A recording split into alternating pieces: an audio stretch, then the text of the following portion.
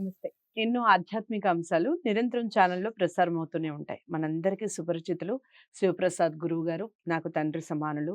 చాలా విషయాలు అటు ఆధ్యాత్మికంగా, పండగలకి సంబంధించి, అలాగే ధర్మ సందేహాలకి సంబంధించి ఎన్నో కార్యక్రమాలు చేసున్నాం. ఇక ప్రతి నెల ఈ మధ్య కాలంలో అయితే 15 రోజులకొకసారి రాశి ఫలితాలతో మనల్ని పలకరిస్తూనే ఉన్నారు.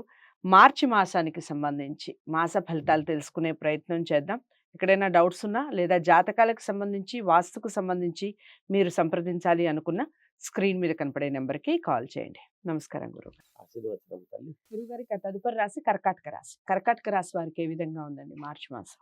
కర్కాటక రాశి వారికి ఈ మార్చి నెల అంతా కూడా ఎలా ఉంది అంటే మహాద్భుతముగా ఉంది. చాలా బాగుంది. అనుకున్న పనులు అన్నీ గూడా చాలా విజయవంతముగా పూర్తి చేయటం. ఏది పట్టుకున్నా అది విజయవంతము కావడమే ఉంటుంది. ఈ మాసములో వీళ్ళు తప్పకుండా అన్ని వ్యవహారాలలో కూడా విజయము సాధించేటువంటి దిశగా వీళ్ళు అడుగులు ముందుకు వేస్తారు. అన్ని వైపుల నుండి ఆదాయ మార్గాలు బాగా విపరీతముగా వీళ్ళకు ఉండిపోతున్నాయి. ఏ మనిషికైనా ఒక 2 రకాల ఆదాయాలొస్తాయండి. లేదా 3 రకాల ఏవో వస్తున్నాయని అనుకుంటాం.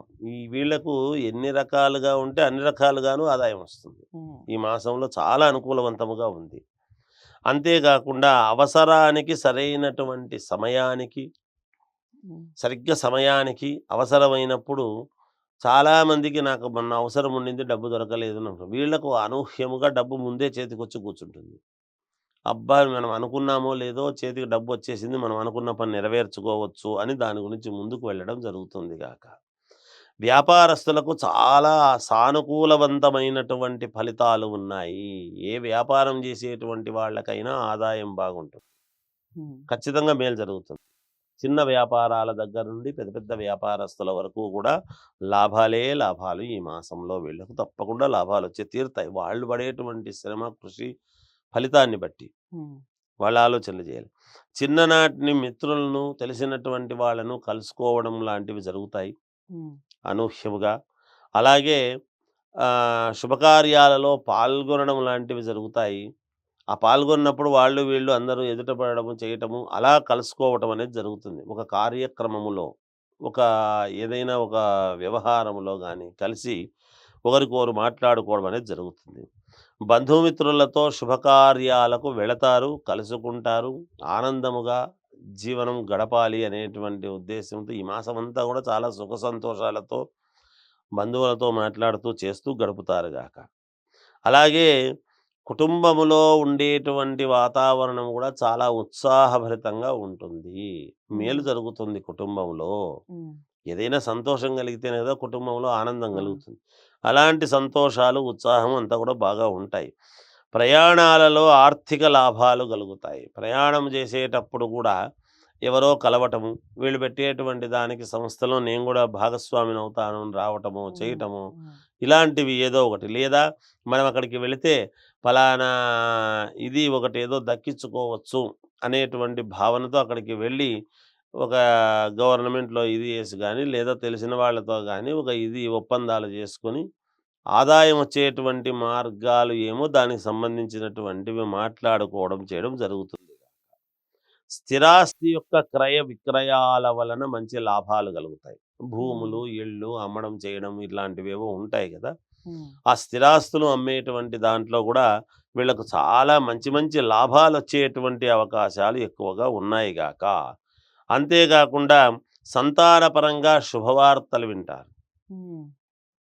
పిల్లలు ఉత్తీర్ణులు గావటము, పరీక్షల్లో పాస్ గావటము, లేదా మంచి ఉద్యోగం వచ్చిందనడము, లేదా ఉద్యోగములో మంచి ఉపకృతి జరిగింది, నాకు మేలు జరిగింది అనో, లేకపోతే పిల్లలకు సంతానము కలగడము, హ్మ్. సంతానము లేని వాళ్లకు సంతానము కలగటం, ఇలా ఏదైనా కావచ్చుగాక. పిల్లల గురించి శుభవార్తలు అనేటువంటివి వింటారు. ఆరోగ్య విషయంలో శ్రద్ధ తీసుకోవడము చాలా మంచిది. ఇక్కడ భయపడాల్సిందేమి లేదు. హ్మ్. ఆరోగ్యంలో శ్రద్ధ తీసుకోమంటున్నారు ఏమబ్బా అనుకోవచ్చు. అంటే హ్మ్. ఎందుకు ఈ మాట తెలియజేస్తామంటే, అకాల భోజనము, హ్మ్. అకాల నిద్ర అనేటువంటివి పని ఒత్తిడి వలన లాభాలెక్కువగా వస్తున్నాయి గదా! అని పని హ్మ్. ఒత్తిడి వల్ల అవి మర్చిపోతారు. హ్మ్. దాని వలన ఆరోగ్యం దెబ్బతినే అవకాశం ఉంటుంది గాబట్టి, మీరు పడుకున్న సమయానికి మరుసటి రోజు పొద్దున్నే లేచినా రావాల్సిన డబ్బొస్తుంది. హ్మ్. కనుక నిద్ర, ఆహారాలు మానుకొని చేయాల్సినంతటి అవసరమైతే ఏమీ లేదు. హ్మ్. ఈ రాశి వాళ్లకు చాలా యోగదాయకముగా ఉన్నది. విద్యార్థులకు చాలా బాగుంది. సినిమా రంగంలో ఉండేటువంటి వాళ్లకు మరీ బాగా ఉంది. కళలు నేర్చుకున్నటువంటి వాళ్లకు. హ్మ్. అంతే గాకుండా రాజకీయాల్లో ఉండేటువంటి వాళ్లకు మరీ మరీ అనుకూలముగా ఉన్నది. హ్మ్. అన్ని రకాల వారికి యోగదాయకముగా ఉంది. ఆ! ఎలాగో చాలా బావుందని చెప్తున్నారు గాబట్టి, అనుకున్నవి అనుకున్నట్టుగా జరగాలి అంటే, దైవారాధన అలాగే దిక్కులు రంగుల విషయం చెప్పండి.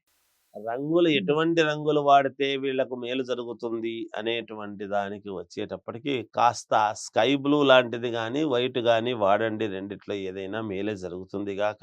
హ్మ్. దైవారాధన విషయానికి వచ్చేటప్పటికి శివారాధన ఆరాధించండి. తప్పకుండా మీకు మేలు జరుగుతుంది గాక. శివుణ్ణి ఆరాధించండి. ఎంత ఆరాధిస్తే ఈ మాసం అంత మేలు జరుగుతుంది. దిక్కుల విషయానికి వచ్చేటప్పటికి అన్ని దిక్కులు పనిచేస్తాయి గాక. ఓకే. అదే. కర్కాటక రాశి వారికి చాలా చాలా బావుంది మాసం అంతా. మీరు అనుకున్నవి అనుకున్నట్టుగా జరగాలి అంటే శివారాధన ఎక్కువగా చేసే ప్రయత్నం చేయండి. అలాగే స్కై బ్లూ, వైట్ కలర్ ఎక్కువగా యూజ్ చేయండి. అన్ని దిక్కులు కలిసొస్తాయి. ఏదేమైనప్పటికీ జాతకాల్ని పరిశీలించుకోవడం తప్పనిసరి. జాతకాల్ని పరిశీలించుకొని పరిహారాలు చేసుకోండి. గురువుగారి దగ్గరే చూపించుకోవాలి అనుకున్నవారు స్క్రీన్ మీద కనపడే నంబర్‌కి కాల్ చేయండి. వీడియోని లైక్ చేసి, షేర్ చేయండి. ఛానల్‌ని సబ్స్క్రైబ్ చేసుకోండి. తదుపరి రాశితో కలుద్దాం. నమస్తే.